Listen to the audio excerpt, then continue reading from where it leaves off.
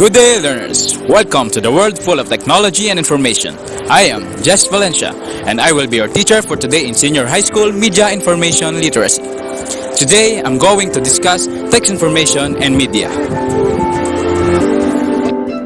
After going through this lesson, you are expected to describe the different dimensions of text information in media, comprehend how text information and media are formally and informally produced, organized, and disseminated, evaluate the reliability and validity of text information and media and their sources, produce and evaluate a creative text-based presentation using design principle and elements.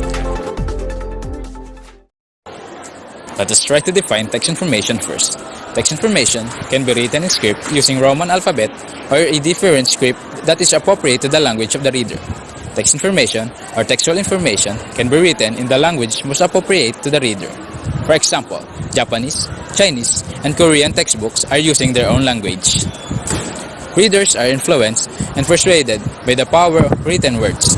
A reputable and well-organized material or a written work is a collective effort of writers and members of editorial team. Here is Rife to talk about these several kinds of writers. The first one is author. An author is someone who writes books, stories, or articles on different kinds of topics. They are also connected to scholarly works such as general reference materials or textbooks.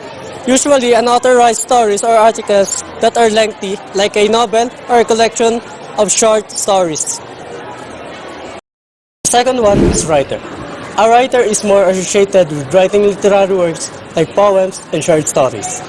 A writer is usually a person who writes stories or articles as an occupation, like a journalist, blogger, or screenwriter.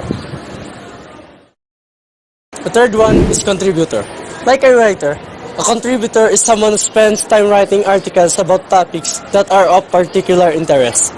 Contributors can only submit articles depending on the theme or space available. A freelance writer is self-employed and is not connected to a specific publication or a company. The fourth one is columnist. Columnists are free to express their opinions, but they must abide by the professional code of ethics for journalists. This means that columnists should avoid making biased and derogatory remarks about people in other news organization newsrooms or on social media sites such as Twitter and Facebook. Next is blogger. A blogger is someone who writes personal opinions on topics or issues that interest them. Their work can be seen and read in online journals or websites. Rather than writing a column for a magazine or newspaper, a blogger shares their insights, ideas, reflections, experiences through a blog entry. Next one is editor. An editor is someone who coordinates with the author or writer in planning, reviewing, and revising content for publication. An editor's task is to coordinate with the layout artist to ensure that all corrections are carried out from start to end. The editor also gives the final say to the final content of the written text. And lastly, publisher. A publisher is someone who is responsible for preparing, acquiring, and managing a publication. The publisher works with a team of writers, authors, and layout artists and decides on the type and the theme of the material to be published.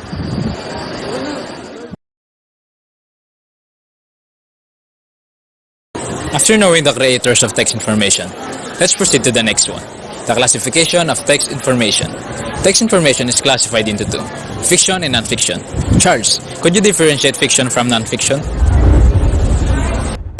I know you already know the difference between fiction and non-fiction. Fiction refers to stories that are products of the writer's imagination. Fairy tales, mythologies, and legends are examples of fiction texts. Most works of fiction are considered as form of literature. On the other hand, text information is classified as non-fiction if it's based on facts and reality. Examples of non-fiction works are biographies, news, and scientific researches. Text information like this is often present in textbooks, encyclopedias, periodicals, and journals. How text information is produced? Oliver, what are the following steps for text information to be produced? Text information is produced through the following steps. First, the writer selects a topic or an issue worth writing about. Second, the writer does a thorough gathering of information about the topic. Third, the writer constructs an outline of the topic and composes the draft. The fourth step, the writer goes back to the draft and develops it into a full text. Lastly, the writer turns in the article to the editor or publisher. For articles in newspaper or magazines, the editor decides whether material is worth a publication, based on the quality of the material and the publication house style and theme. For manuscript written for possible publication as a textbook or novel, the publisher usually has a team of reviewers who checks the quality of the manuscript in terms of content and genre. If the manuscript gets the approval of the screening committee, it is forwarded to the editorial department and later endorsed for printing.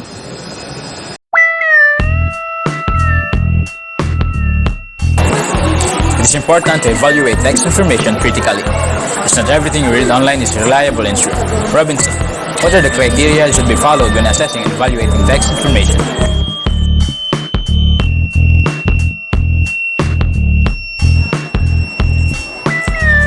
When assessing and evaluating text information, consider the following criteria. First is the accuracy and factuality. Text information should be precise and must be based on facts. It should be truly researched and the data should be based on valid findings. Second is subjectivity. Text information should not contain any biases, prejudice, or discrimination. If the materials contains information favoring any sides or groups, each must be discussed fairly and comprehensively. Third is the language appropriateness. The level and kind of language should be appropriate for the target audience or readers. The fourth one is the curriculum alignment. The textbook material should be consistent with the curriculum and international standards prescribed. And lastly, style and format. Most books are based on the Chicago Manual of Style or CMOS. When it comes to editorial concerns like capitalization, punctuation, and citation. On the other hand, academic papers follow the American Psychological Association or APA style. Newspaper follows a particular hairstyle depending on the news agency to which they belong. Text information has advantages and limitations. Kyle, what would be the possible advantages and limitations of text information? The advantages of text information are text information covers a wide variety of topics. One can access text information easily. It is well researched and comprehensively discussed. On the other hand, limitation of text information, the book should be updated regularly to ensure accuracy and timeliness. Text information can be lengthy, making it difficult or tiresome to read.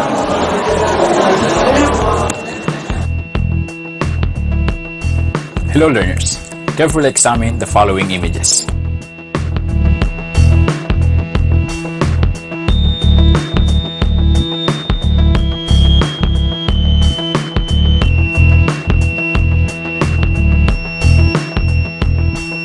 How text is used in the following media. If you carefully examine each image, you will notice that there are some serious issues concerning the message they wish to convey. There is improper use of language, a confusing structure, and the wrong spelling of words. Text has a significant impact on the message conveyed in the signage, as it provides the basic information of what message a person wants to convey to others. So if the text is not properly made, written, or produced, it is possible that the right message will not be sent. Typographical error, grammatical mistake, or language misuse may send a different message and cause miscommunication or misunderstanding. That's why if we are going to produce a text information in media, it should properly execute or should be correctly named. Before anything else, let us try to define text first. Text may be defined as a simple or inflexible format of presenting information or conveying ideas, whether handwritten, printed, or displayed on screen. It is very powerful in disseminating information, providing direction, and giving suggestions. Basically, text is a combination of letters, but technically, text information and media is the use of letters and words or any written symbols to form a media content. We can categorize text into two, formal and informal type of text. Let us differentiate them. Formal text-based materials are created and distributed by established institutions, such as publishing companies, new agencies, and etc. They go through a rigorous process of editing, evaluation, and usually governed by censorship of the state. Basically, Formal type of text are the text that we can see in news articles, published books, newspapers, magazine, advertisements, and research works. The second category of text is called informal text. They can form personal opinions or views on different issues, process, and others, for the likes of any person or any human being. Examples of these are blogs, personal emails, SMS or text messages, online messengers, social media platforms, or those that occur in any social media platform. Text can be used as visual if you cannot write or present your message through writing. You can use typeface. Now, what is typeface? A typeface is also called font type or type. It refers to the representation or style of a text in the digital format. It is usually composed of alphabets, numbers, punctuation marks, symbols, and other special characters. There are different typefaces that we can use. Each type is used for different purposes since they convey different emotions and meanings. And you must be very careful in choosing the right one for your content. In case you are an absent of images and drawings, the easiest way to communicate to people is through text. Let us discuss them. The first type is serif. Serif connotes formality and readability in large number of text. It is usually used for the body of textbooks, newspapers, magazines, and research publications. It gives a classic elegant look when used for title and headings. Example of this is Times New Roman, Garamond, and Baskerville. Now the question is, how would you be able to distinguish serif typeface easily? Look closely in this illustration. As you can see, there is a unique extension at the edges of each letter. Now, let us discuss the second type of typeface, which is sans serif. This is the exact opposite of serif. It brings a clean or minimalist look to the text. It is used for clear and direct meaning of text, such as road signage, building directory, or rotation facts in food packages. It gives a modern look and used primarily in web page design. Examples are Arial, Helvetica, Tahoma, Verdana, and Calibri. As you can see, the illustration of sans serif shows that the edges of each letter have no distinct extension on each edge of the letter. Another type of typeface is called slab serif. Slab serif carries a solid or heavy look to the text. It can be used for large advertising signs or billboards. Examples of these are Rexell, Playwheel, and Black Oak. Slab serif gives emphasis to the text that you are using. That's why it's more applicable on large advertising signs on billboards. Another example of typeface is a script. Script usually on headings. They draw much attention to itself because of its brush-like strokes, but it must be used sparingly and not to be used in large body text. It is usually used on wedding invitation cards or other formal events. Example of this typeface are Edwardian script, the Vladimir, and the Chancellor. The last example of typeface is called decorative. Display or decorative typeface are artistic and eye-catching, since it can show a wide variety of emotions, such as happiness, fear, horror, and etc.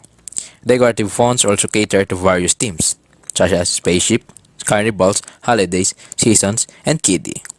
Example of this typeface are Chiller, Jokerman, Curls, and many more. This typeface is used because of its playfulness in its design. Let us now move on to the design principle and elements of text. The first design element is emphasis. It pertains to the force or intensity of expression which contributes to the importance or vivid impression to something. Basically, it shows how do we give importance or value given to a certain part of text-based content. You can emphasize your text by making the text bold, italicized, by having a heavier weight. You may also darken or lighten your text, or you may have it enlarged, depends upon you. Using emphasis can make the meaning that you want to convey change. Take a look at this illustration. If you notice, the meaning of the message we want to convey will change depending on the word we want to emphasize. First, I love you. You want to emphasize that it is you who love that person. Second, I love you. In this case, you want to emphasize that your love for that person. The third one shows that you want to emphasize that you love that person. The next design principle and element is called appropriateness. It shows how fitting or suitable the text is used for a specific audience, purpose, or event. The selection criteria, the tone, style, purpose, and clarity should be followed in the creation of text-based content. The discussion of font characteristics must be considered when choosing the typeface to be used in an output. Large body of text must be used fonts which are readable and clear. So here are examples of typefaces that require appropriateness. Look at this photo. Do you think the font style being used in this tomb is appropriate? Why is this font a wrong choice for a gravestone? And what font do you think is more fitting? Take a look at this another photo. This is a horror story. You use a pink background, a yellow font, but you are depicting or you want to convey a horrific story. Do you think it will be effective? Or your audience will believe that it's a horror story if you will use this type of font style, font size, and color. So instead of using this, you may use this instead. Do you think it will be more believable?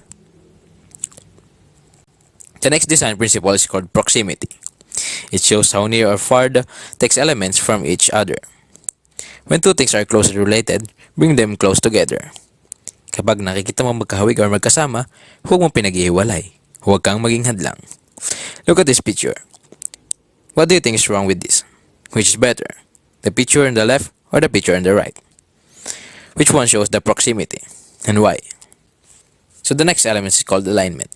Alignment is how the text is positioned in the page. It can be center aligned, left aligned, right aligned, or justified. The fifth design principle is called organization. This is the conscious effort to organize the different text elements in a page. It also ensures that while some text elements are separated from each other, they are still somehow connected with the rest of elements in the page. Meaning, it has a purpose, which is why it is separated, or it is up and down. Layouting is very important in organization, since you can easily visualize the positioning of the text elements and visual elements of the message you want to convey to the audience. Look at this picture. Why is it located in the center or at the bottom? Why is the font small? So if you're making content, the text and the visual elements of that content must be organized properly. Next one is repetition. Repetition shows the consistency of elements, unity of the design, repeating some typefaces within the page. Consistency is the word that comes to mind with this design principle. As a content creator, you must be consistent with your font use, font color, and design elements. Because when various typefaces are used in a page, it might result in distraction and failure to communicate the content of the text. The next element is contrast. It creates visual interest. Two elements are different from each other. Contrast is achieved when two elements are different from each other. When you place white text on a very light yellow, contrast is not achieved and the text will be difficult to read. But when you put a white text on the dark background, contrast is created. Contrast can be achieved in various ways by joining the following elements: large font with a small font, serif and sans serif, thin elements with wide elements, and the combination of cool and warm color. Take a look at this picture. Analyze it. How is contrast being achieved by these two different pictures? So those are different typefaces and the different design principle and elements that we can use to improve our text when we create our own content next time. That's all for today. My name is Jess Valencia.